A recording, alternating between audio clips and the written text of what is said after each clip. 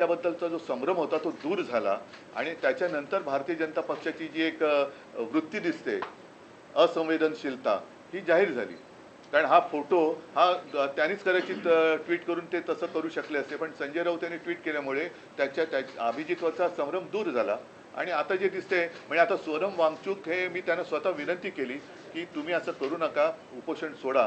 पण तो माणूस तो मेरा कुछ भी होने दो लेकिन देश का भला होना चाहिए. आता अशा व्यक्तीसमोर आपण काय बोलायचं.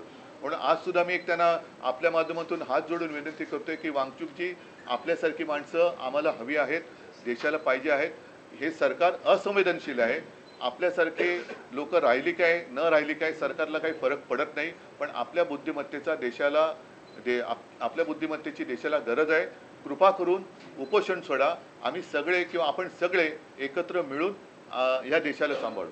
मागच्या काही वर्षांपासून एक पांडा पडतोय. शेतकऱ्यांचं आंदोलन असेल किंवा कोणाचंही आंदोलन असेल, महिनो ते चालत राहतं. परंतु सोनम वांगचूक यांचं आंदोलन हे आमरण उपोषण आहे आणि पुढे जाऊन असं काही बरवाईट होऊ नये यासाठी तुम्ही विरोधी पक्ष म्हणून सरकारवरती, केंद्र सरकारवरती सुद्धा दबाव आणण्याचा प्रयत्न करणार आहात का? कोणाशी? मी आता जे बोललो तर तेच आहे.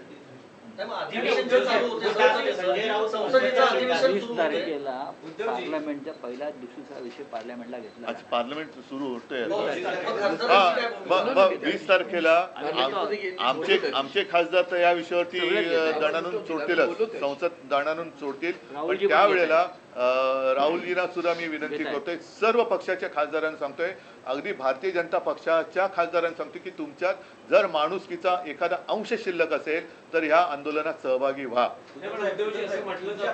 प्रेस कॉन्फरन्स मध्ये 3 लोक नेहमी असायची, 2 खासदार तुमचे आणि ठीक आहे. आता मला असं वाटतं की हा विषय संपूर्ण